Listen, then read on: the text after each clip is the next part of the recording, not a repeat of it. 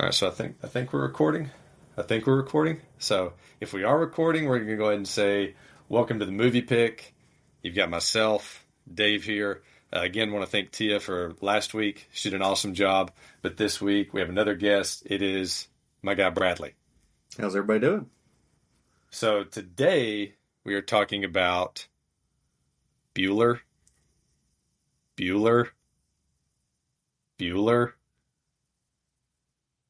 Bueller. And this movie, oddly enough, came out June 11th, 1986. And most people, or actually you and I have heard last week's episode, Yes. but Jurassic Park also came out on June 11th. Oh, wow. That was on accident. Yeah. 100%. That's pretty cool, though. It is. 7 years apart. I mean, Right, because this one yeah. came out in 86. Jurassic came out in 93. Yeah. But yeah, thought that was pretty weird. So this was also the same year, and you've probably heard of this. You're a sports guy. This was the same year that the Red Sox blew the World Series to the Mets with the Bill Buckner, the grounder, went through the legs. The Celtics beat the Rockets. So an NBA Finals championship for Larry Legend. There we go. And the Bears won the Super Bowl. The Bears. The Bears. So, Bradley, what is your first memory of Ferris Bueller's Day Off? So, my first memory, I don't typically have one that that I remember. I think because it was in 1986, right? Is that what you said? Yeah, So, yeah. You would have been like -1? Yeah, it was before I was born. I was born in 89, so... -3. Yeah, so, and I was probably in high school when I saw it. Mm-hmm. So my first initial thoughts were, how cool is this dude? Yeah. Like, yes. He can skip school. Yeah. Why can't I do that? Or like, obviously later in the years when I was in high school, we had far more technology than he had when this movie was made, obviously. So I was like, I can pull this off. Yeah. But for Carol's sake, you never skipped school. No, not at all. And for the sake of my job, I guess right now, being a school administrator, no, I didn't skip school. Sure, ever. Which we'll get to that later. Yeah. That's one of the things that brought up the fact of why we wanted you to be on this episode, was you bring an interesting perspective as an administrator. Yes. So, yes. And a former teacher. Yes. So my first memory of this is I remember spending the night at a friend's house, and it was like, I think 7th grade. And this guy mentions Ferris Bueller's Day Off. I had never heard of the movie. Yeah. Because even though it came out in 86, I'm older than you, but I was 3 years old when it came out. So obviously that was not the movie that I was watching. Right. Yeah. And so, I was, never even heard of the movie until that night. And he said it's a classic.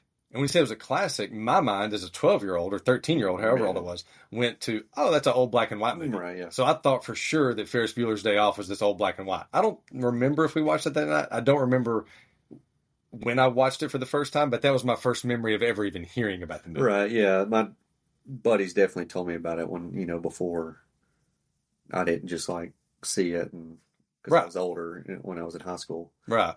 So I definitely went out and saw it. My friends told me about it. You know, I didn't like, oh, I need to go watch Ferris Bueller's Day Off. Yeah. But my friends told me about it, kind of like your situation. Yes. And now you have years of regret for not seeing it earlier. Yeah. Could have been skipping in middle school. I know.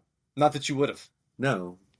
You wouldn't have. Never. You wouldn't have. But this movie, one of the interesting things about it, you know how I like to nerd out on movies a little bit. Yeah. So they call you the movie nerd? They do. Yeah. They do. And this one was written and directed by John Hughes. I don't know if you know much about him. I don't know a whole lot other than just looking into the movie. Doing research for the pod. Right. Yeah. But other than that, no. Sure. So he wrote and directed like 8 movies. And this was one of them. But most movies he just wrote. Like he gets the screenwriting credits, all that good stuff. Yeah. But this was one of the movies that he actually directed. So like if you counted his writing and directing Babies, this is one of his writing and directing Babies. Right. Yeah. Now going on to the cast, Matthew Broderick as Ferris was absolutely perfect. He was, especially for that time. Oh, too. yeah. And Yeah. he looked the age Yes. of where he was. Yeah, because I think you told me the other day, because we were kind of preliminary talking Yeah. about, like, he was like 23-ish. Yes, I think I looked it up. He was about 23 at the time. Yeah. But he looks young. Yeah. Obviously 18. Yeah, and he pulls it off. He pulls it off. He does. But in case, like, this may be, a Matthew Broderick movie that you haven't seen as much, some of his other notable ones, I don't know if you knew that he was Simba in The Lion King, the animated one. There we go. He was the adult version of Simba. He was in Glory, Cable Guy, Election, War Games. We mentioned this one last week. So it was the terrible version of the movie, Godzilla. He was in like the 97 or 98. Oh, really? Godzilla. Yeah, it was awful. Huh. But now he does like a ton of Broadway. He still does movies and those kind of things. Yeah. And Tia pointed out one thing interesting about Broderick in this one. Tia pointed out that this was like one of the only movies where he's a cool guy. The rest of the time, he's really not like playing. He's not. He's like an everyman. Known, yeah. Yeah. Yeah. Yeah. Like the cool dude. Yes. I mean, he was the ultimate cool guy. Yes. I mean, in this movie. Yes. In this movie. Yes. Now here's a cool thing. I don't know if you saw this. This was just looking it up a little bit. But did you look at any of the others that were considered for Ferris Bueller, like to play Ferris Bueller? I didn't. It's a good list. It's a really good list. All right. So I'm going to excite you with this. Yes. So do you know Anthony Michael Hall? No. Yes, you do. He's the kid. You seen The First Vacation with Chevy Chase? Yeah. That kid. Oh, okay. Yeah. Yes. So he was in the considerations. Rob Lowe was in the considerations. Johnny Depp. Our guy Robert Downey Jr. Yeah. There we go. He would have been a good one. Yeah, he would have. I could really see him doing well. I'm saving the best one for last. The one that I think would have been like the perfect Ferris Bueller. I'm saving him for last. Yeah. John Cusack. Okay. Yeah. Eric Stoltz. Yeah. You know Eric Stoltz? Probably if you describe him. Yeah, he's a redheaded guy. I don't know how else to describe. I'm blanking on the movies he's been in. Mm-hmm. Weird thing about him, he played Marty McFly. Okay. For like 80%. They had 80% of the movie filmed with this guy as Marty McFly, and they were like, "This just isn't working." So they had to let him go. Michael J. Fox came in and replaced him. Man. Crazy. What a Marty McFly change. Crazy turn of events for Eric Stoltz. Yeah, but it was great for the other guy. Great for Michael J. Fox. Yes. Another one, and these are the best two, the last ones. Jim Carrey was considered for the role of Ferris Bueller, which would have been incredible. He would have probably been a little too animated. That's what I was thinking. You think it would have worked? I think it would have worked. I just don't. I actually don't think he would have been as good as Matthew Broderick. Yeah, I think they obviously made a good choice. Obviously, it's done well. He would have been really animated, but yes, I think it would have probably been funnier. Yeah, but the best one, Michael J. Fox. Yeah, he would have been a perfect. Yeah, he would have. He would have absolutely been. Now, I'm not taking anything away from Matthew Broderick because Matthew Broderick was incredible as Ferris Bueller. But if you had to take him out of the role and just substitute somebody in there, and you're going A+ for A+, yeah, Michael J. Fox. I mean, especially after seeing Back to the Future and how he played that part, and then how he could have. And this was the same timeline. Like Back to the Future came out like in '85, I think. Yeah, this came out, so it'd have been the year after Back to the Future. So. Perfect. Yeah. He'd have been perfect. Yeah, he would have. Yes. So Alan Ruck is the guy that played Cam. Yeah. Now, he was a little bit older. Yeah, just a little. Yeah. Yeah, he was closer to 30. He was like 29-ish. One weird thing about that part, it was offered to Emilio Estevez. Yeah. There we go. I think Alan Ruck played it so perfectly. Oh, he did. He was greatly cast for it. It was just... we talked about this too the other day. He did look older. Yeah. I mean, especially when they did the close-ups. He should be 18. They weren't planning on the HD that we would have in 2025. Yeah, that's true. And so they didn't know how close up those close-ups would get. And when they get really close in, you can see that guy's more thinking about his 401k. Yeah. Sure. And then I knew him, besides from this, I knew him from Spin City. I don't know if you ever saw that show. No, I didn't. It was a Michael J. Fox show, oddly enough. Okay. And he was also the guy that hit on Sandra Bullock in the movie Speed. Michael J. Fox and Emilio Estevez. That would have worked out. Yes. Man. That would have been a weird combo to think about. It would have. Totally different movie. Yeah. For sure. Yeah. But a cool combo of people. Yes. Imagine them two best friends. And But like, especially then Emilio Estevez, and I'm not saying Alan Ruck doesn't look cool. I'm not trying to take, but Emilio Estevez was like a really cool looking guy. He had just done The Breakfast Club. He was super jacked at that point in life. He would not have been the best Cam, and I felt like Alan Ruck really nailed the part. Yeah. And so Mia Sara played Sloane. Mm-hmm. I just knew her from this mainly. And from this weird fantasy movie called Legend. Like, that's what I knew her from. That came out like a year or two before that. I didn't really know much about her career before or after this, really. I know her as Sloane. When I see her, I'm like, that's Sloane. Yeah.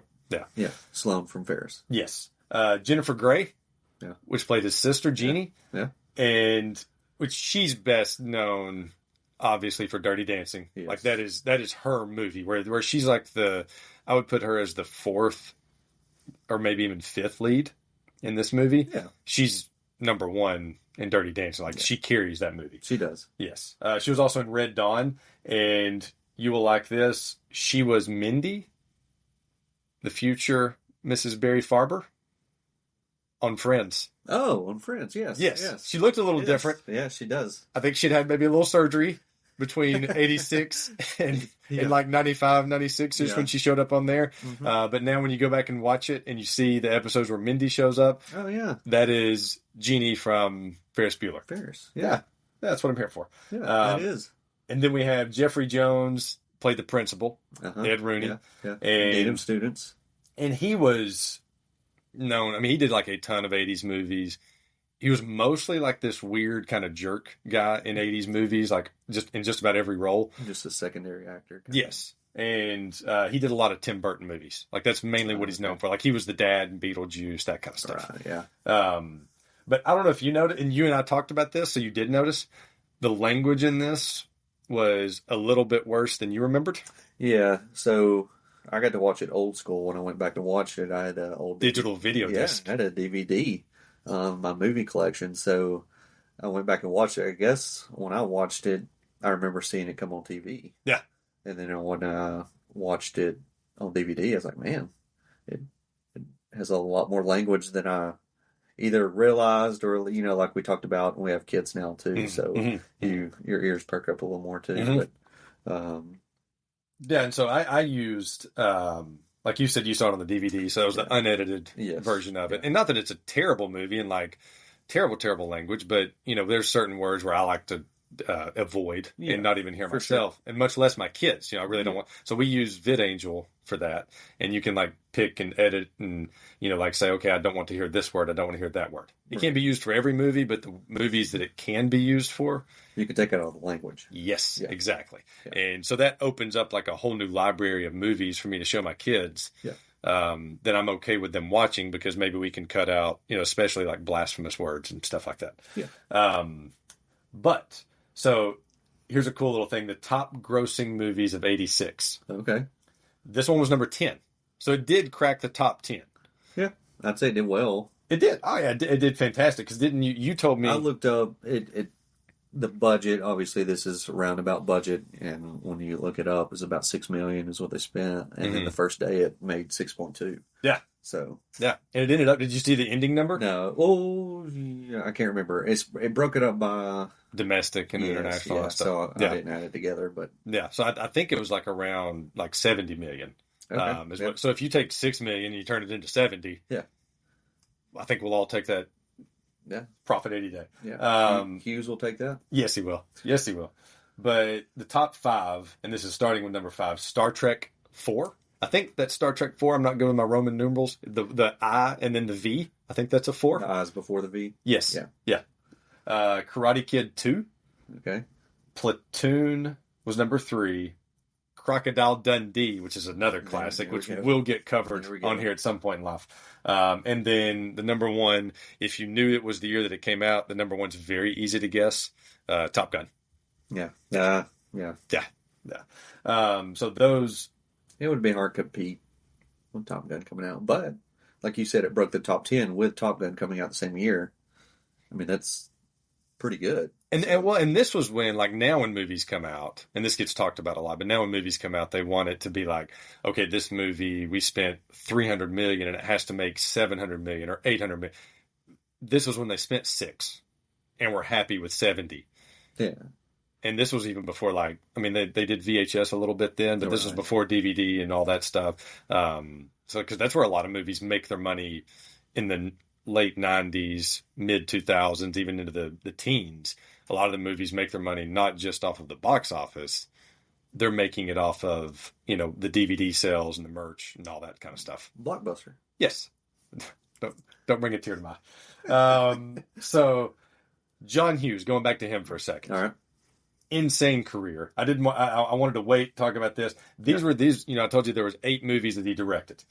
These were the 8 movies. I'm going to start out with the worst ones. Okay. Like Curly Sue, She's Having a Baby. Those were kind of the weaker ones. Right. But he did 16 Candles. Yeah. He did Breakfast Club. He did Weird Sights. He did Ferris. He did Uncle Buck, which I don't know if you've ever seen that one. I haven't. Without Uncle Buck, we don't get Home Alone. Yeah.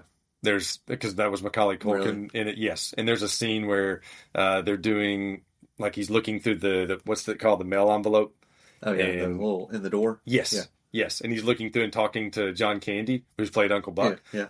If I have any movie recommendation for you after today, it's to watch Uncle Buck. Yes. Yeah. Especially around Thanksgiving. It's a perfect Thanksgiving movie. And speaking of which, he did Uncle Buck. He did that. That's where we got Home Alone. Okay. But Planes, Trains, and Automobiles. Yeah. He also did Planes, Trains, and Automobiles, which Grace, who we both love from Ferris. Yes. Grace had a good part in Planes, Trains. She. I know we'll talk about her, I'm sure, later, but Grace is funny. Yes. So here are some of just his writing credits, though. All right. So those were the directing ones. Right. He wrote Mr. Mom. We talked about Vacation, like the National Lampoon. He wrote both of those. Pretty in Pink, Some Kind of Wonderful, Great Outdoors, Home Alone. Yeah. All of that, counting those, that's from 80 to 90. Wow. That's 1 decade's worth of work. Right. Yeah. I haven't done anything like that. I've been working for almost 20 years now. Yeah. I've done nothing compared to that. He's 1 decade. And that was just 10 years of his life. Yeah. Yeah. And this movie, talking about Ferris, I know sometimes it can get confusing on which one so talking about this only took him like a week to write this movie. Wow. He had most of it done after like 5 hours. Wow. Which is crazy. Yeah. Again, staying with the John Hughes theme, most of his movies, I don't know if you notice, and when you go back and watch them, most of them are set in Chicago. Yeah. And he's obviously a Cubs fan, not a White Sox fan, because the Cubs show up everywhere. Really? In all of his movies? Yes. Yeah. Yeah. I don't know about all of them, Right. but they show up regularly. Yes. Yeah. I don't think that I've ever seen anything White Sox related, though. Yeah, so makes sense. You're a Cubs fan, so I mean, yes. So some interesting things about this movie, and one of the things you have to wonder about it, because like Tia ran into some kids that we go to church with the other night, and they were about to go see the new Jurassic World, but she was telling them about the podcast, and she was telling them that we were doing Ferris Bueller's Day Off, and they are like 16, 17, 18 years old. Right. They love the movie. They're like, oh, we love Ferris. Oh, wow. I mean, you can relate to any kid in high school. I mean, that was their draw even then, is high school kids. And they know, especially when it pans back to school activities, they're like, yeah. And then, yeah, I'd sit there in class and look like the same kid sitting there. And even though Ferris is enjoying a day off. Yes. Or every kid's fantasized about all their friends at school and them getting to do whatever they want, at home. Yes. So, or skipping with their friend. Right. Or in Chicago. Yes. Doing whatever they want. Yeah. And we'll go through his day here in a little bit. Yeah. Like everything, because Ferris obviously works well with a clock because he got a lot of things accomplished. Yes. And we will look at his day. Yeah. But I just thought that was really interesting that Tia ran into them. She was talking to them about it. And then they're saying like, oh, we love Ferris Bueller. Because I mean, these kids, if they're 16 now, if they're 17, 18 years old now, they were born, 2007, 8-ish, something like that. Yeah. And so that makes them like negative, however much when this movie came out, 14 plus, so like negative 20. They're like negative 20 when this movie came out. Yeah, and this was definitely classic, like your friends told you back here when when you first started. Yes. Even now for them, we would go tell them, yeah, that's a classic. Right. And Right. they like it. Yeah. Yeah. So I just thought that was really interesting that kids still like, because I mean, I'm 42. I don't know what's cool anymore. Right. Yeah. Yeah. And so I have no idea what's relevant. And I would have almost thought they'd be like, no, what movie is, what is that? Yeah. I've never heard of that. Well, that's what I was thinking you were going to say is like, oh, we haven't seen Ferris. I What are know. you talking about? I know. That's what was so cool about it to me, though, is that they knew exactly what movie and they didn't just know what movie, they loved the movie. So I just thought that was really neat. Cool. It's also good parenting. Yeah. Good parenting. I'm not going to call them out on here. Yeah. But good parenting. But one thing that I noticed that was really interesting, obviously, this wasn't the first time that it was used. It was used like in movies in the 20s and 30s and stuff like that. But it was the second time I remember seeing it, which is breaking the fourth wall. Where, like Ferris talks to the camera. Yeah, yeah. And that was something, again, not totally brand new, because one thing I have written on here is, did Ferris create Zach Morris? Yeah. I mean, when did Saved by the Bell come out? 3 years later. I mean, and especially the same kind of setting, high school, cool dude. Schemer. Yeah. Trying to get out of anything and everything. And yes. Talking to the camera. I mean. Yeah.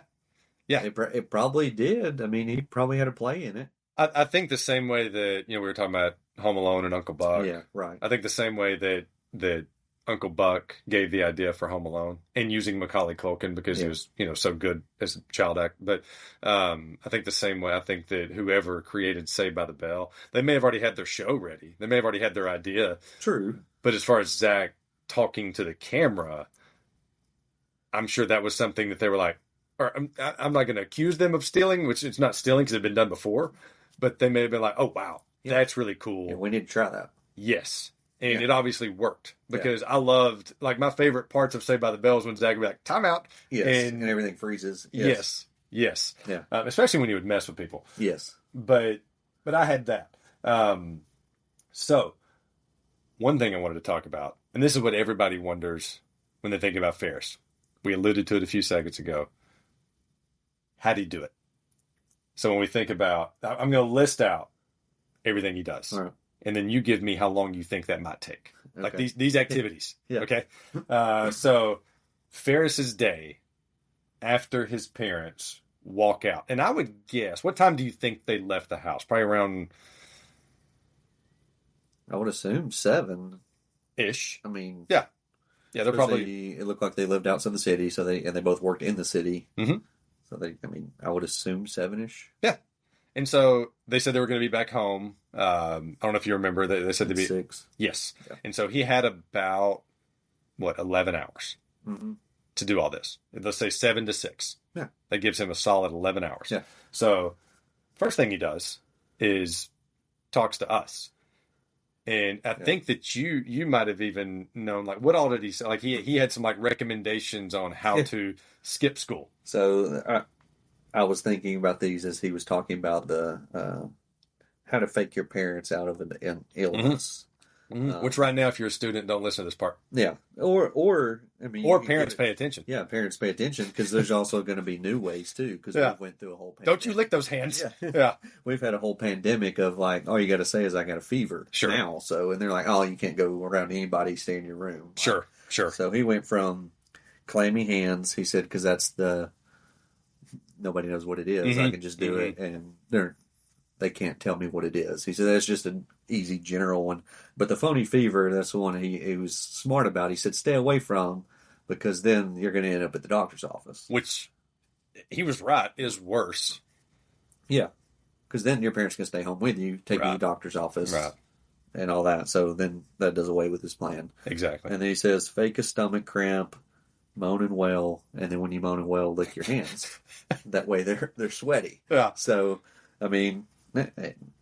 He had it planned, but nowadays, do you think that would work? I think especially probably after this movie came out, and once parents saw, and this was probably, I would guess this was one of those cool movies that only cool younger kids saw, and adults did not see until they were a little bit older, until their kids bought it and had it at home and everything. Yeah, I would say this movie was for the cool crowd only. Yeah, and so, but once parents got wise to that, because I guarantee you kids tried this. They tried like doubling over, licking their hands, Yes. and then the parents were like, "Look, I can smell your breath on this. These hands stink. Yeah. Like don't do this. Yeah. Don't do this to me." Yeah. So we have that. He tells us about that, and then he goes and showers, gives himself the mohawk, all that good stuff, and then he goes out to the pool. But a shower takes what? How long? 5 minutes. Yeah, I mean, 5-10 minutes. Yeah. Ish. Yeah. And then he goes and sits out at the pool, talks to Cam. And how long do you think he maybe spent out there? 3 times? Yeah. How long do you think he spent out there? I mean, it seems like a while because his sister, He was kicked back, and his sister's in there for a little bit of part of the time before his parents leave because she's disgusted with the fact that he's not sick and he's faking it with them and we're going to get to her in a little bit. Yeah, just talking about his. And he turns to the camera and talks about how terrible job he faked that was, which I agree with that because I was just like, it was almost cringeworthy. Like, man, he's playing that up hard. So I talked about that with my son, like as far as like how he acted with his parents, and like especially at the end when he's like biting, like all that. I was like, what are you doing? Like That's what I was like. This is totally. This is worse than Frodo seeing Sam walk in. Like like if I had the two worst moments of a character in a movie that I love, worst moments of them though in bed, that has to be Ferris or Frodo. Yeah. Like Frodo had the most. I mean, I understand Sam, helped you out a bunch, but that was the most awkward eye lock that I think I've ever seen in any movie. Yes, and this was the most awkward interaction with parents between a high schooler, and parents. Yeah, he's a senior. Yeah. He's not like 8th grade, right? Like or 6th grade, right? But senior. But he still says that into the camera. He's exactly. Like, that was my worst acting job. I still got away with it. Yeah, so, I mean, he's proud of himself. Yeah. So goes to the pool. I mean, he did all that change at least 10 minutes. At least. Yeah, and we're going to get to those leather sandals that he was wearing. Yeah. Like that's coming up in a competition later. Yeah. Then he dances "I Dream of Jeannie." Yeah. And then he's changed again. Yeah, he's changed again. Yeah. And then it shows him talking on the phone to freshmen. Yeah. And so all of that, I would say we're at least an hour-ish. Well, I mean, school started, and it looks like it's well started in, when he calls the school payphone. Mm-hmm. So, I mean, I guess it could be right before school starts. Possibly. Kids are going weren't they coming from a class? I thought they were coming from a class. That's true. So it could be maybe homeroom. We'll give it at the earliest, maybe 8:20, 8:30. Right. Yeah, maybe 30 minutes at homeroom. Yeah. Do they still do homeroom? I don't even know anymore. I'm so out of touch. Nice. Yeah. Then he talks to Cam in the kitchen. Yeah. Or he talks on the phone to Cam. Yeah. Calls him like 3 times. Well, that was when he was out at the pool, so that's overlapping. Yeah. Sorry. But then he talks to Cam in the kitchen, like in person. Yeah. And so he went to Cam's at some point because they get the car. Yeah. So he called Cam. It keeps panning back to him. Cam being sick, and he's just betting. Cam's sitting in the car right now. Those kind of things, saying it back and forth. And I mean, and Cam from the first time he called Cam was in bed. Yeah, wasn't dressed. He was still feeling sick or whatever was wrong with Cam. I don't know. That was the first case of COVID. Like the first case of COVID. Yeah. The third call, he's in the car, like it goes back to Ferris and says, "I have $20." He's sitting in the car debating whether he should come or not. Yeah. So, I mean, that's a good span of time. It is. Before Cam comes over. Yes. Yes. And then they make the phone call to Rooney, and where they're talking, and Rooney and the great scene with Grace and all that stuff. But they make the phone call. Yes. And then they have to go back to Cam's to get the car. Right. Yeah. So they've Ferris is. I guess I would ask you this too. Ferris has had this planned for days. Yeah. Do you think? Yeah. I mean, how many days do you think? Because he had to have this all set up beforehand. Otherwise, this would have taken longer out of his time. Yeah, he knew exactly. I mean, and Sloane kind of alludes to that at the end. Yeah. When she says something about, you knew what you were going to do, or you knew exactly what you were going to do when you woke up this morning, didn't you? Well, I mean, he had to. I mean, just the amount of time, like you talked about, 11 hours. I mean, just setting up, we need to call the principal. Right. But we also need to have this on standby. Right. That on standby. but in case they check us. Yeah. Which he had all those Yes. already in place. Yes. So Yeah, I would love to see, and we would love this in sales. I would love to see that guy's vision board, like his goals for the day. And there's no way that he did not check those all off. oh, he killed it. Yeah. I mean, just he knew what the dean of students was going to do and Yes. and those kind of things. Yes. And so they go from Cam's with the Ferrari. Yep. They go pick up Sloan. And then from there, they go to the Sears Tower. Yeah. So what I mean, just a guess. I mean, we've got to be at least at like 10:30 at this point. Yeah. Minimal. Yeah. And then they go to the stock market exchange. Yeah. And then they go from there to lunch at Chef Louis, I think it was. Yeah. So then that kind of gives us a time that we've got to be somewhere between 11:30 and 12:30 or 1. Yeah, at that Right. point. If you ballpark it, just say 12 midday. Yes. And then they go to a baseball game. Mm-hmm. Pre-pitch clock. Like these games didn't move fast. Yeah. You know, the pitch clock and you can only throw over the first, twice rule has made baseball move a lot quicker. Yeah. And the batter can't step out of the, batter's box. Yes. Just his gloves and yeah. Yes. And so the fact that you can't do that anymore means that, or back then they could. Right. They could do all that. And so games were much slower. Now, my assumption would be they did not stay for 9 innings of that baseball game. That's what I guess when I was watching it, that's how I felt. Yeah. That he didn't stay the whole game. No. But okay, so when Ed Rooney's at the pizza place, Yeah. he asked him. I think he says it's in the 5th inning. Yes. So I can't remember that, but I remember what's the score? 0-0. Yeah. Yeah. Who's winning? The Bears. Yeah. Yes. So That's why I wanted to mention the Bears at the top. yes, They get double love in I this. almost said we're going to come back to Bears. Yes. Yeah. Yes. But I want to say he said it's in the 5th inning. That I can't. You're probably You have right. to check me on Yeah, it, but I trust you. so at least he stayed for half the game. Right. He stayed for a little bit Just of talking about time wise. Yes, he stayed for a little bit of it. And so did you notice on the TV the game was against our beloved Atlanta Braves? Did you notice that? No, I didn't. Yes, if you go back and watch, it's the baby blue road jerseys, road Okay. uniforms. So my mind immediately went to Kansas City. Yes, and I think the game in person was against somebody else. So they used like 2 different games. Okay. But the Yeah, game against the okay. Braves was a June 5th, 1985 game. Okay. That's the game that they used on TV for Rooney with the 0-0 Right. Bears winning score. Yeah. And then they leave from there. They go to the Art Institute of Chicago. And then they go to the parade. Yeah. And then they go to Glencoe Beach. And then they go swimming. Mhm. And then they go back to Cam's. Oh, wait, in between the Art Institute of Chicago and the parade, I'm sorry. After the parade, they go back to get the car. Because that's when Cam noticed. Yes. Yes, that's when Cam notices or Ferris notices the mileage, and Cam has his meltdown. That's when they go to Glencoe Beach, and they're like lay him down trying to, and then they go swimming. Mm-hmm. And then they go back to Cam's, where they're trying to reverse the mileage and all that stuff. Yes, back to the garage. And then he goes to Sloan's, and then he's back home by 6 o'clock. Yes. Simple day. Simple. Simple day. All that.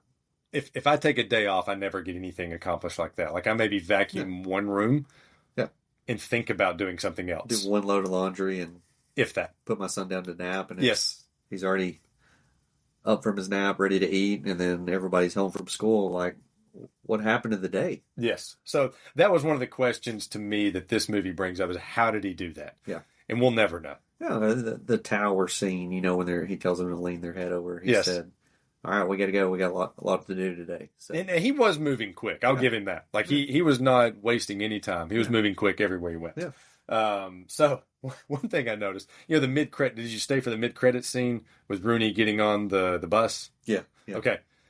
That's supposed to be 6 o'clock, right? Right. Because by then, what kids are on the bus at 6 o'clock? I guess it's a late route because It had to be. I mean, because it was not student athletes. It was not, right, yeah. because, School kids going home. Yeah, it was random kids. I mean, you could tell they were not part of any associated group together. They weren't in the band. They weren't on the football team or I guess anything. if their school had after school program and then they just take them home at 6.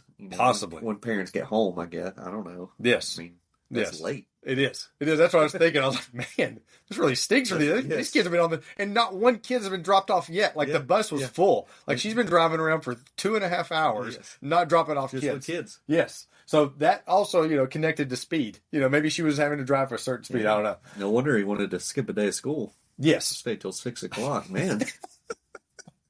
But also, this was one of the first movies that I saw a post-credits scene. Yes. Yeah, I don't remember seeing one really until the Avengers. Right. Marvel started it, really. Right. There probably was some in between that, obviously. But... Yeah, I mean, I think they definitely popularized it. Oh, yeah, they to did. where now, like, every movie I go see, I feel like once the movie's over, if I'm in the theaters, I've got to Google, like, Yes. is there, or DuckDuckGo, whichever one you prefer. Can I leave? Yes, can I leave, or is there something else I need to see that pertains to the next 7 of these that's going to come out? Yeah, they definitely, started that. I mean, there could have been another one, but definitely a popular movie. Yeah. There started it, probably. Yeah. So one thing that we talked about last week on the Jurassic pod, I wanted to talk about on this one too. It's kind of a quick, easy statement, but the IMDb rating is 7.8 for this movie, which is really high for a comedy. Comedies struggle on that. Do you think it should be higher than that? You think it should be lower than that? I think it should be higher. Yeah. I'd give it an even 8. Mm-hmm. I mean, it's obviously classic, or we wouldn't be talking about it right now. But right. I mean, I enjoy it personally. I mean, I don't know what all they do in the ratings, IMDb, Yeah, or what all they put into that. and I think they're just user reviews, which That's is why what I like. thought. That's why I like looking at it, because it's Yeah. not like critics review. I Yeah, don't care right. what critics, especially about comedies. Right. But Me personally, maybe 8.5. I mean, I would have given it at least an 8. Yeah. I don't see how it's not right at 8. right. And the reason I kind of think that is, I remember getting annoyed when Chipper Jones got elected to the Hall of Fame, and he got like 99% or 98% or something. I'm like, who didn't? Who didn't vote him in? Right. Like what guy? Like, who's not voting this movie as an 8? Right. That's who I want to meet. And that's what I was thinking, like, what the population of people out there is voting below a 7 Yeah. to bring it down. Yes. You know what I mean? Yes. Yeah. Like, Agreed. I don't know. Agreed. That's not somebody I want to hang out with. No. Yeah. No. Or watch a movie. Yeah. If you don't like this movie, don't reach out. Yeah. No, I'm just kidding. Yeah. I'm just kidding. But so I think you had some thoughts on this, but the question that I had written down was, how did Save Ferris spread so quickly? Yes. I thought about that the whole movie. Really, because I mean, working in a school and kids, I mean, things spread quickly. Yeah. I mean, especially in a small town. This is a bigger city, obviously Chicago, but even at school, man, it spread fast. quick. Yes. I mean, before his sister got to her first class, that girl comes up and says, he's dying. Yeah. Those kind of things. He's going to donate his eyes to Stevie Wonder. Yeah. And she obviously rolls her eyes. Sure. But again, he had it planned. Yeah. So I think he was he had to be talking about this with people at school the night before. Mhm. I would only assume. Mm-hmm. And then obviously calling the freshmen. Freshmen are going to spread it. That's probably his goal. I didn't think about that. Good thought. Yeah. When he called. See, that's why you're on here. Good job. And then especially the girl. I mean, girls are going to gossip, and then she has no recollection of being sick or dying. Mhm. And she's like, "Oh, you gonna be okay this weekend to party?" Right. And she's like, "Yeah, I'll probably be fine by this weekend." That's funny. Like, Yeah. See, you notice things as an administrator that I don't notice. Yeah, like, I mean, the kids are going to know, even as a teacher, sometimes a kid will be absent, whatever. Mm-hmm. We have no idea. And you'll have a little computer sitting there, and then Ferris is sitting at home bumping down the number of absent. Yeah. Well, I mean, we see that they're absent, but we don't know. Right. The kids will tell us. Right. Because they know. But Yeah. in today's age, you would think of it easy because they got cell phones. Yeah, I mean, wasn't this even in the? I mean, again, you were like tuned into the Save Ferris thing. Yes. I know it made it onto So it made it on a water tower. Water Tower. It made it at Wrigley Field. The Yes. sign at Wrigley Field. Yes. Made it to the police station. Yes. When the sister calls the police Yes. station. And I can't wait to talk about that Yeah. police station. But They, yes. they ask how Ferris is. Yes. The faculty and staff send him flowers. Yes. Who sends them? Wasn't it in the newspaper? Like, wasn't the dad reading a newspaper or something, and it was also on there, like I don't know. local? I didn't see that. Okay, and if I'm talking out of turn. He was reading newspaper twice in the movies. I thought it showed up. We may have to check that one while we're sitting here. Yeah. So and then whoever sent the people singing to his front doorstep too. Yeah. I can't remember who that was. Yeah. She had some words. Yes. She was vid-angeled. She did. She was vid-angeled by the door. She got closed down pretty quick. Yes. But I feel like there was one other thing that the Save Ferris got to. Oh, the kid walking down the hall taking up money. You're right. In the Pepsi can. You're right. And she knocks it out of his hand, and that he needs a new kidney. Yes. You know, a kidney back then, I wrote down it's 50,000. Right. So just 1986. That's 1986 economics. Yeah. If you need a kidney, then it's 50,000. Right. I don't know how much it is now. Yeah. I hope I never have to know. Yeah. No. All right. Well, while I'm looking this one, see if we can find out. Let's hit the search engine. All right. See if we can find out if it was in the newspaper. I'm really curious if that was in the newspaper. But kind of moving to some like facts about the movie. So the Ferrari, I don't know if you knew this, was a replica, and people didn't know that then. But apparently, some people were like really upset, thinking that they actually destroyed a real Ferrari, but it was a fake. They used like 3 different Ferraris for it. But one really interesting thing about this is apparently Ferrari sued, I don't know how you say it, Modena or something, design, and won because Modena didn't have the rights to create a replica. So the replica they created was too good. They used a Ferrari logo and they got sued. So it looked like it. Yes, and Ferrari won. But it was a 60. Yeah. Was it in the newspaper? It was. Boom. So I guess when I looked at it, not to cut you off on that. No. You know, when they're sitting in the cab, and they're sitting beside the dad. Which is another time when I think the dad's not a good dad because he sees his son twice and doesn't know it's his son. But anyway, go ahead. Well, and he sees his son's girlfriend and he doesn't know who she is. She obviously knows who he is, right? But he doesn't know her, right? Anyways, it's the title of Communities Rally Around Sick Youth, and it's talking about Ferris. I took it as because she was flirting with him, like sure. I took it as like it was a play, like talking because the hostess at the restaurant, he said, "I'll worry about the youth these days" or something. You know, when he walked off, I thought it was a play kind of on that too. I got that you. It was like, oh, the youth are crazy these days. Yes. You know, like old people say about young people all the time. Yes, so, like I say now. Yes. Yeah, I thought it was a play on that. I guess when I read it, because I saw it, I was like, okay, well, it's weird because like an 18-year-old's trying to flirt with a 55-year-old man, right? And I thought it was a play on that, but apparently it's about Ferris. Yes, yeah. But going back to the Ferrari, thank you for looking that up, by the way, because it was really bothering me of whether it was in there or not. I felt like it was, but so one thing about this Ferrari, there were 61 of them made. There was only 61 of these Ferraris made. It was a 250 GT California, and I never noticed one thing about it. The license plate read "Nervous." Yeah, I saw that. I didn't notice that till like the 3rd time I watched it this week. I noticed like the "Nervous" part. I was like, never noticed that before.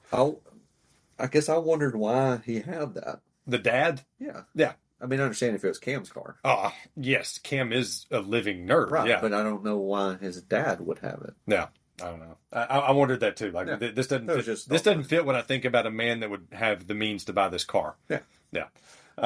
So the song "Dankeschön," it was the song that Ferris, the first one that he did, before Twist and Shout. But it was a German pop song. It was made popular by Wayne Newton. Oh, yeah, there you go. Yeah, out in Vegas. But it was used 3 times in this movie. I don't know if you noticed that. So if you go back and watch it again, Ferris does it at the parade. Obviously he sings it at the parade. Rooney hums it when he's on, like when he first goes to Ferris's and he's ringing the doorbell. Oh. He's humming Dankeschön. I don't know if I'm even saying it right. I think so. Shane, I think. I think so. And then Jeannie, after she makes out with Charlie Sheen, she is singing it when she's walking down the stairs. Yeah. Which also, like, one little interesting thing about that, after she makes out with Charlie, when she like turns around and laughs, and this was like 4 years before, but this reminded me a ton of Pretty Woman. Like her laugh was a lot like Julia Roberts' Pretty Woman laugh. Not to take anything away from that laugh because it was iconic, right? Yeah, but it was just like, oh, that was really interesting. Yeah, and staying with music, I don't know if you noticed the Beatles kind of show up twice in this. I didn't.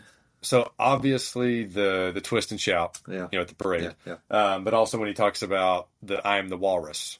Oh yeah, at the Very beginning, yeah. Yeah. And then the Ben Stein lecture. Yeah. Yeah. Not scripted. So the whole economics lecture Yeah. Doesn't surprise me. was just him. Like, That's funny. apparently he's like this, economics whiz or whatever, and it was just him talking, and they thought it was funny when he was doing that. Class? Anyone? Yes. Yeah. Yes. But they thought it was funny. So he had a degree in economics. Hughes asked him, hey, could you do this? Now, going to Wrigley Field, kind of circling back to the baseball game. Okay. And so it's used in a bunch of movies. Blues Brothers used it. League of Their Own used it for the tryouts. I don't know if you remember the tryout scene in League of Their Own, or if you've ever seen League of Their Own. I have. Yeah. It's been a while, but Yeah. yeah. So it was used there. The breakup, Jennifer Aniston and Vince Vaughn. It's fun. They use it like the scene when they meet, which I love that scene. Yeah. Is at Wrigley Field because Vince Vaughn's a big Chicago guy. Yeah. And then Rookie of the Year, obviously. There you go. Great movie. Yeah, it is. And that came out at the prime time for me. I was like 9 or 10 when that movie came out. So I was really hoping to break my arm. Yep. And be in the majors. Yes.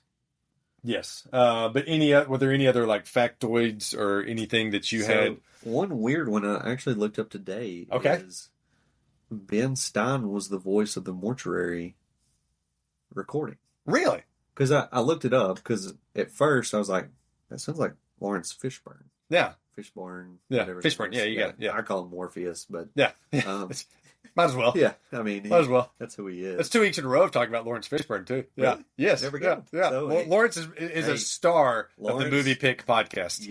You hear this? We're asking you for an interview, Lawrence. Yeah. Just come on. So, Yeah. Morpheus. Yeah, but he obviously did not. But it sounded like it, so I was like, surely they wouldn't just pay him to do catch. that. But it was Ben Stein. Good catch. But I think it's played as Cam recorded it. Yeah. Yeah. But it's actually Ben Stein's voice. Gotcha. Interesting. Yeah. Interesting. I like that. Yeah.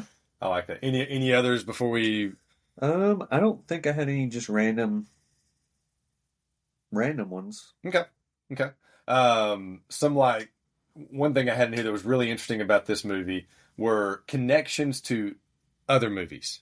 And either it reminded me of another movie, we kind of talked about that again, full circle on this with the Uncle Buck Home Alone thing. Right. But Rooney getting beat up. So Rooney, when he first gets to the house and he's getting his shoes stuck in the mud and the dogs, knowing that John Hughes wrote this and Home Alone makes so much sense. It does.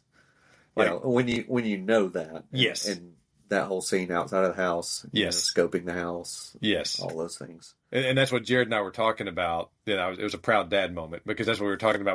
He was like, "Oh, you can tell he also wrote Home Alone." I was like, "That a boy." Yeah. That a boy. That a boy. Yes. So this house was also used in Not Another Teen Movie. Okay. And a movie called Red Dragon, which was like a Silence of the Lambs sequel. All right. So I would say this is that house's best work because I like Ferris Bueller way more than Red Dragon or Not Another Teen Movie. Yeah. We also talked about there's the Star Wars music that plays. Yes, when they're driving the car. Yes. Yeah. Which weirds me out every time. It doesn't really fit the movie. No, it doesn't. Because when they do it, in my mind, I try to think back when I first saw it, but, I thought for sure they were just going to wreck it. Right. I did too. Yeah. I didn't even think about just it only being about the mileage. Mm-hmm. Mm-hmm. But I thought for sure they were going to wreck it. And it doesn't fit, like you said, the Star Wars music, it comes out of nowhere. Yes, it does. And that's okay. Right. It's okay. Yeah. Sometimes it's nice to, maybe he knew that years later people would have phones in front of them and they needed something to wake them back up to look back at the screen. Oh, whoa, what's going on? Yeah.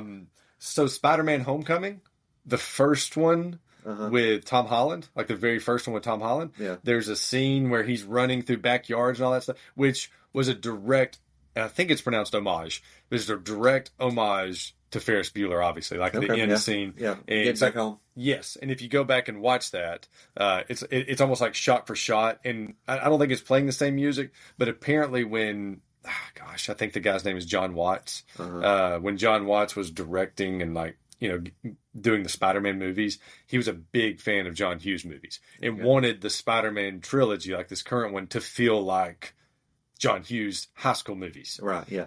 And I think he accomplished that. He did, yeah. So, but the best, absolute best connection this has to any other movies is you cannot convince me that that's not Wild Thing Ricky Vaughn that Jeannie makes out with. Yeah, yeah. That is, I mean, because he's in jail, he's in trouble, the timelines fit. He looks the same. He looks the same. The only thing, he doesn't have the jagged edge in the back. But it would be pre, like you said. Yeah. Yeah, he probably got that in prison. Yeah. Like here he's just sitting and holding. Yeah. But so, like, to me it fits all the way. They never say his name. Apparently the character did have a name, and I read that, but I'm ignoring that because this was Ricky Vaughn. Yeah. So Ricky Vaughn actually showed up in 3 different movies. Ferris, Major League, and Major League 2. There you go. This was the first appearance. Yeah. So if you ever need to go back and like, hey, what's the origin story of Ricky Vaughn? Here it is right here. IMDb, add that to Ferris Bueller's Day Off. Yes. So now we're going to get to like the final portion of it. Were there any other things that you had before we get to the competitions, like things that you noticed about the movie that we haven't covered yet? You know, just about Grace, how funny she was. Yes. You know, I mean, save that before one. we get to the competition. Save that one. Okay, Yeah. we'll save it. Save that one. She's going to come up. Okay, so we'll save that. Do you have anything about the phone calls? No. Okay, so what struck me, you know, because back then when somebody called at home, because I mean I grew up in landlines, and so me too. I'm older than so, you. Yeah. Right. So you answered the phone. If somebody needed somebody, you had to hold it and go back. Right. So did they have 2 lines at their house? Oh, Because he calls. because he's talking to his dad. Well, that too. I was going to get to that in a second. But he calls the principal from one line, and then he calls from the second line to the secretary. Interesting. So that was a question I had. Do you think? I mean, it seems like a well-off family. They could have had 2 lines. They could have had 2 lines. They definitely were doing well. It's a nice house. Yeah. Now they chose a computer over buying him a car. So they may have probably back then it was probably just as expensive. I Might have been. guess. Might have been. I mean, he had a computer. Yeah. And a lot of people probably did in 1986. Yeah, we got our first one in like 96 or 97. Right. And it looked a lot like that one. Yeah. Yeah.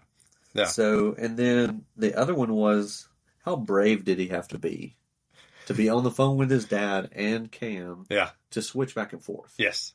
Because I've done that. Yes. You know, as a kid, you probably have too. Like, oh man, before I speak it. Yeah. Do I know? Who I'd be keeping my sick voice on the entire time. Right, but he didn't. No, he didn't. And so he was very brave. He was. Because I've done that before and like, hello? Yeah. And then let them speak first, you know.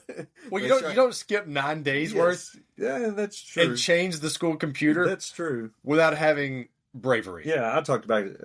I wrote down his hacking skills too in 1986. Like, man. Very legit. Yeah. Very legit. He learned that in War Games, the movie that came out like 3 or 4 years ago. Yeah. Yeah. Or not 3 or 4 years ago, 3 or 4 years before this movie came out. Yes. Yes. But those are things I wrote down like, maybe they had 2 lines. And he was very brave about switching back and forth. Yeah, he was. I remember doing that. It was nerve-wracking as a kid. You know, we may need to do some fact-checking on the phone line thing and cover that at the top of the next movie. Just to kind of update our listeners. Or listener. I don't know. Yeah. Judy. Judy. Yeah. Mom. Thanks for listening, Mom. Yeah. But so here are some of the competitions they did not know that we'd be having. All right. And jump in here. If I miss something, say it. Okay. So best souvenir from the movie. Like if you could keep something from the movie, take it home with you and keep it. Here are some things I had listed out. Okay. So Jared thought of this one. The restaurant menu from Chef Louis. Yeah. Would be cool to have. It's like framed on the wall. Like where'd that come from? Oh, that's the Chef Louis menu. Yeah. Cam's jersey. Yes, of course. Yes. And then the baseball from the game. Yeah. Because he uses that at the end, to turn off his Stereo. Yes. Yeah. What about you though? Any other that would compete with those three? Or I guess just me looking at it, Mhm. it would be cool to have the Dina Stoon's glasses that flip up. I have those. I have those in a minute. So Yes. so and also the Ferrari hat. Ah, okay. That he had, Yeah, that because the Ferris car's cheating. You can't say the car. Right. The Yeah. car's like a Yeah. no-brainer. I mean, everybody wants it. Yes, everybody. I mean, there's only 56 of them ever made. Yeah. Of course, the car wins every time. Yes. The hat would be cool. The hat would be cool. There was one thing I was watching today because I'll rewatch it a little bit after church today, Mm-hmm. and I was thinking I'd like to have it just from the set. It wouldn't be like really Yeah. from that realm, Yeah. in Ferris Bueller, but it was something from the set. I can't remember. It'll come to me in a minute. Yeah. But yeah, those are the things: the glasses, the hat, Yeah. just some odd, Yes. Yes. I think for me, I would have to take Cam's jersey. Yeah. Like if I had to narrow down to one, yes, it would be Cam's jersey because I think it'd be so cool to wear that out and people be like, "Wow, yeah, I know where you got that." And apparently even high schoolers would know. Yeah. I didn't know they'd know, Yeah. but they would know. Like, it's still relevant yeah, today. that guy's Cam. Yeah. Yeah. So we're going to go back to those glasses though in this Okay, next category. You're going to be excited about this. So this is the worst wardrobe malfunction. So who dressed the worst in this movie, or what was the worst piece of clothing or accessory or whatever? So I'll name them out, Okay. and then you add any that you have too. Okay. Ferris's sandals at the pool. They drive me crazy every time. Every single time. I don't know if you noticed the guys in the Sears Tower with the fish hats. Yeah, the hats on. Yeah. I didn't notice that one again. Jared pointed out, he was like, look at those hats. Yeah. So the fish hats. I have Rooney's flip-up sunglasses. Yeah. Yes. Now, Cam, it was the full outfit. So again, I'm going to sound like I'm going against myself, but Cam, it was the jersey with the khakis, the dress loafers. Yeah. I think he had on white socks. He had on suspenders and a belt. Yes. So Cam, it's not like one item. Every one of those items are completely fine. Right. Before he had the jersey on, it was just a T-shirt. Yes. And the T-shirt actually meant something. It was like something about nervous and something like working together. I read and a that symbol on it. Yes. Yeah. Because at first I thought it was like Journey, like the band. I was like, oh, he's wearing a Journey. And then I looked it up and it was like, no, this is actually smarter than you are. Sorry. Okay. Yeah. But so him, it's the full outfit. It's not one item. It's the full outfit altogether that does not work together. Yeah. And then one thing I did notice. Well, let's stick with the worst, and then I'll talk about another article of clothing for somebody else. Any that you want to add to that?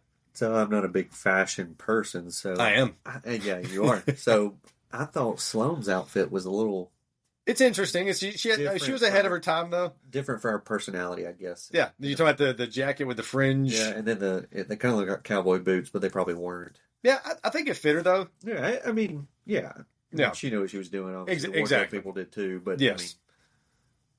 I'm not a huge fan of Ferris's vest, but I can let it go. Like it's not bad. I'm not a huge fan of the vest though. Yeah, but the suit looked good on him. Yeah, suit looked good. And everybody should wear a suit. Yeah, there you go. There we go. Yeah, there's my endorsement for what I do. Come to see you. Yes, yeah. But so any others that you can think of? Nothing. I thought the sister was fine. The parents, the mom's outfit was a little. It was just dated. She's a realtor. Yeah, but it's very probably dated. Popular then. Yeah. Grace's hair. Yeah. Pulling the pencils out. Yes. Yes. So, I don't know what would win there because I really do hate Ferris's sandals. I guess the one that looks the worst though is I have to go with Rooney's flip up sunglasses for me. Yeah, I mean, like just what he does is like It just puts the iconic that man, he's a principal and he don't know what he's doing. This guy's out of touch. This guy's out of touch. Yes. It plays into what's the score? Right. It plays into his character that you want to think that your administrator's a dork. Yes. He doesn't know anything about kids. Yeah. What's the score? Nothing. Yeah. Who's winning? Now, one thing I wanted to mention, so we're going Rooney on that one. All right. But one thing I wanted to mention was, this is an honorable mention because it's the opposite. The best use of clothing. So the best use of clothing. I don't know if you noticed Jeannie's shoes. They were like these white low top Nikes. Okay. I don't know how Vaguely. I don't know how they did this though, but the shoes look like, I think they had to be Jennifer Grey's actual shoes because they looked broken in, they looked worn in, Right. looked like something she had worn for years, and they looked like every time I notice them, and maybe you'll notice them next, they look super comfortable. Yeah. I mean, I don't know I know. how 6 million looked like as a budget during then in 1986. Right. It probably didn't have a lot. Yeah, I'd say she wore her own shoes. Right. I think those look like her shoes. Yeah. Yeah. Yeah. So here's a good category, and this is where this is your time to shine. All right. It's your time to shine. All right. Here we go. Best spin-off character, and so I have quite a few. Like if this movie was spun off into either a TV show or into another movie, kind of like we got Steve Urkel from Perfect Strangers back in the 80s. Yeah. No Steve Urkel without that show.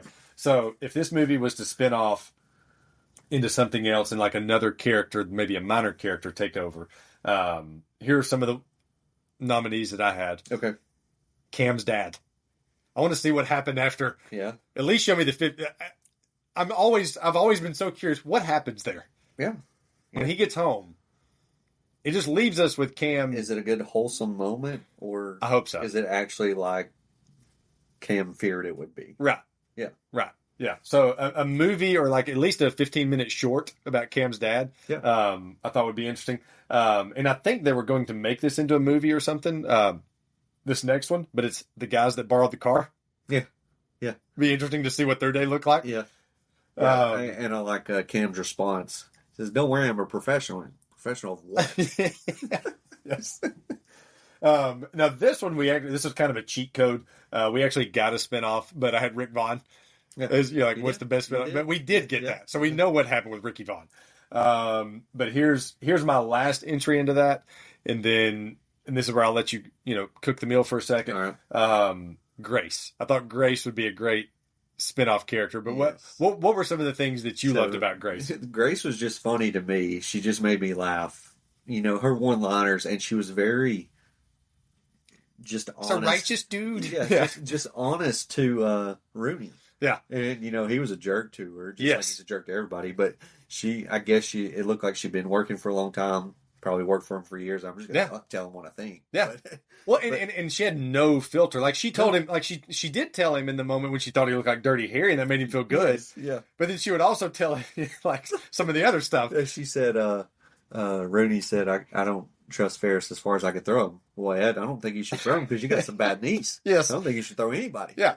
Very literal. Very literal woman. Yeah. And then she said, when he asked for the Sloane's dad's daytime phone number. Yeah. Well, Cam While he's- calls. And Yeah. he goes, "Do you still want his daytime phone number?" Yes. Like she had some of the best lines. Yes. And that's what a movie about her or a show about her.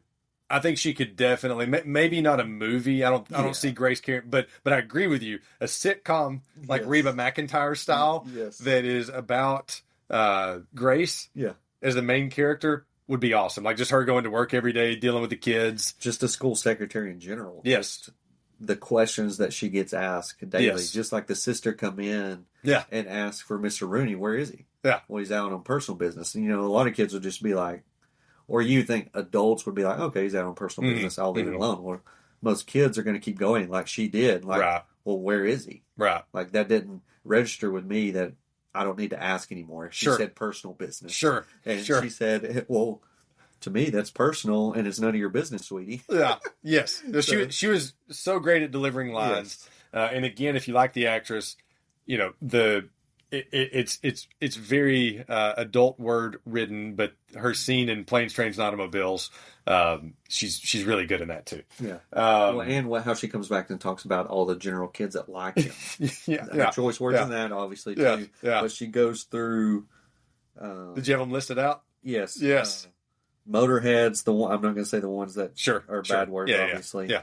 Sportos. Sportos was a different word for me. I guess that's athletes. I mean, I figured that, but I was like, what would you? I was going to say you were one. You were an athlete. But what would you say if you were talking about like that group of kids? In the 80s, I would have thought it'd been jocks. Yeah. I thought she would have said jocks. Yeah. Okay, that's what I would think. Yeah. That's where my mind went. Like, yeah. Well, why didn't she say jocks? Right. Anyways, she had a lot of weird, interesting names. But that's Grace. Yeah.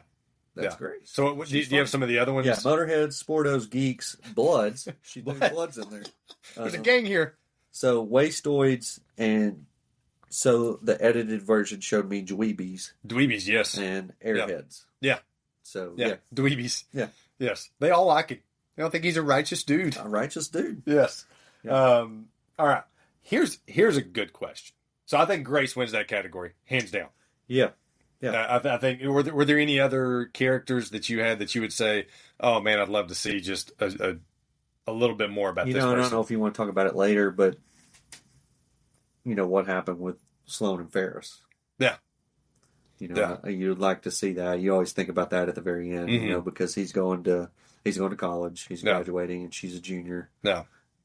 Yeah, they stay together. And she says he's going to marry me or something like that. Right. And he says I'm going to marry her, and then he runs off, and then 5 seconds later he's flirting with girls in bikinis. Yeah, throughout the whole movie, a lot of the time. I mean, so. Yeah, I don't see that one ending well. I don't either, but it would be cool. No, you know, I think Ferris did well for himself. Oh, 100%. But I don't think Ferris and Sloan. I'm sorry if everyone's into happy endings. Yes, if that's all they want to know. Just cut it off right here. I don't think Ferris and Sloan they don't stay together. No, because that leads into my next question. Who had better chemistry with Sloan? Yeah. Cam or Ferris? I think Cam. I do too. Especially at the float scene. I mean, they're holding hands. Yeah. Which is weird to me. Very weird. Yeah. I mean, I know he third wheeled it the whole day. And we've talked about this before. You know, being the third wheel, not bad at all. Being the fifth wheel is terrible. I've done that before. Like I remember being at O'Charlie's. I think I told you. I remember being at O'Charlie's and sitting there like the two couples were in the booth, and I was like the little kid sitting on the outside and thinking like, I don't want to do this fifth wheel thing. Third wheel's great. You're kind of on your own. You're only paying for one, so everything's good. But so third wheel is fun. But either way, Cam had better chemistry with Sloan. And it seemed like they talked more. Yes. You know, that's what I mean. They didn't. He was a listener. Ferris and Sloan didn't talk as much during the movie. You just Cam also snuck a peek. He did. She busted him. She did. Yeah. And she apparently was okay with it. Yeah, that's what I'm saying. So if you look at that, I think Cam and Sloan had better chemistry. And she was very worried about him when the whole time when he went on his mental block. Right. So. Right. No. So life lessons we can learn from this movie. Here's the competition for life lessons that we could possibly learn. Here we go. Don't love a car more than your son. Okay, yeah. Because otherwise it ends up in the ditch. Yeah. Don't be jealous. Because if you notice, Jeannie, you know, that's basically what Rick Vaughn was telling Jeannie is, why is it bothering you that your brother's out skipping? You do your thing. Yeah. Don't be jealous of him. And I wrote down that, like, she skipped school the whole day, too. She was never in class. Right. She was in the hallway. She left school. Like, how did she leave? Right. Which had also, in the scene where she was leaving when they were showing the people at gym class, that looked like evening. That did not look like 2 o'clock in the afternoon, by the way. I actually noticed that. Yeah. But yeah, so and if you notice, Jeannie was happier once she finally figured out, and that's why she didn't rat Ferris out at the end. Which is a good life lesson. Yes. It is. So don't be jealous. All right. Here's another one. Turn the engine off before you kick the car. Yeah. Maybe just turn that thing off and then kick the car. While it's, don't leave the block there running. And then the last one I had was, don't leave your daughter sitting alone at a police station. Yeah. Those are all good life lessons. Ended up talking to Charlie Sheen. Yes. Rick Vaughn. Yes. So, I mean, I don't know which one I would go with, but I think all of those are life lessons that I will take with me. Yes. And that you can learn from the movie. Yeah. Now, here comes, and this is the last question, and then if you have any more, but here's where we go to best quote. And this is stellar competition. Yeah. Like, this movie has a lot of good ones. Yeah, it does. So I had one in here, honorable mention just for Grace. Not for like any specific quote, but just that her deliveries are fantastic. Yes. Like the delivery of all of her lines are fantastic. If I had one for her, it'd probably be, he's a righteous dude. Yeah. Or the one that you said about the knee. You shouldn't be throwing anything with your, like those are her two best lines. Yeah. Now the other one is what we opened the show with, which is Bueller, Bueller. So there's that one. Okay. And then this one you can probably talk about, which is anyone. Yeah. Anyone? Yeah. So I think you said that teachers use that still, or like the Bueller thing. Oh yeah. So if a kid's out, I mean, the teacher's going to do that, and it's probably the most famous because teachers still use it. Like Yeah. the kids aren't listening. You're trying to call roll. Right. Especially first period, just like probably that was. Right. It's hectic. Kids are doing their own thing, trying to wake up. Some are already awake, and you're calling names and nobody's answering. Well, if the kid's not there, the other kids are taught not to answer. Yeah. So they're still doing their own thing. So that's why he's stuck saying there, Bueller. Bueller. Yeah. Well, and today's time, teachers they're saying somebody's name Johnny, Johnny, and then they'll switch over like Bueller. Yeah. Anyone? And the most of which I teach middle school, some Right. of them probably don't know, and Right. then it's just adult humor, and you're laughing at yourself as a teacher in that Yes. moment. But Yes. Well, if my son's in your class, he better know. he will. He better So, know. Yeah. Yeah. So, and then the last one is life moves pretty fast.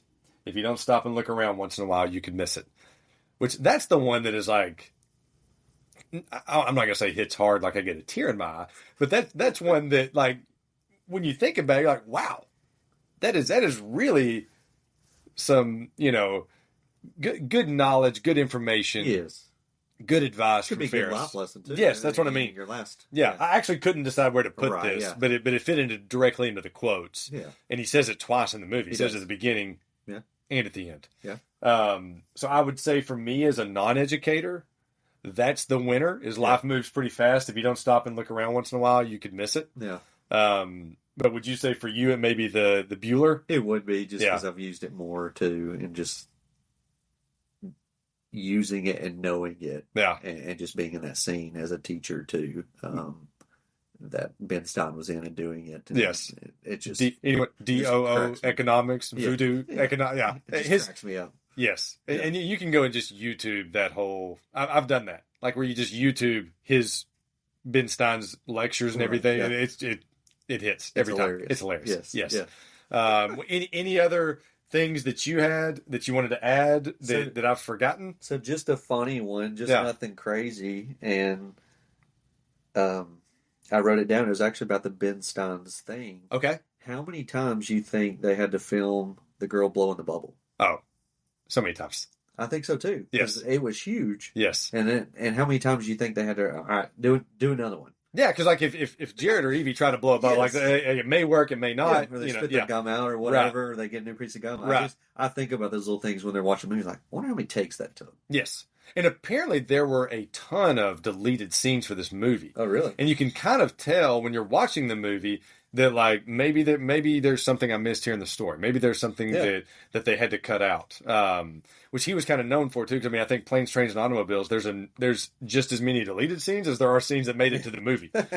And I so would say comedy is like that. yeah, I mean, yeah, because you got to try stuff, and you try to see what they film it and like, well, that's not really that funny, so let's try something else. I know that Anchorman 2 had an incredible amount of deleted scenes. Oh, I'm sure. Yeah, And I think it marketed when they sold the cut that had the extra. I think they marketed it as like 264 extra jokes or something like that. Yeah, because they're probably just off the cuff ad libbing all the funny things, just trying Right. to say right. make the other person laugh. Yes. I mean, Well, yeah. I mean, you put those actors to yeah. But we have successfully taken a day off. yes. We've talked about Ferris. I think we've covered the movie very thoroughly. We have. Hopefully, again, the listener or listeners Yeah. Enjoy this one. And you know what? The next movie is going to be a surprise. And so All right. we'll figure that out as we go. But Bradley, thank you for being on. Yeah. Thanks for having me. It was fun. Yeah, man. Had a good time. I'll enjoy it. Take a day off one day. Yep. With Thank you. Ferris. Yep. Thank you for listening, guys.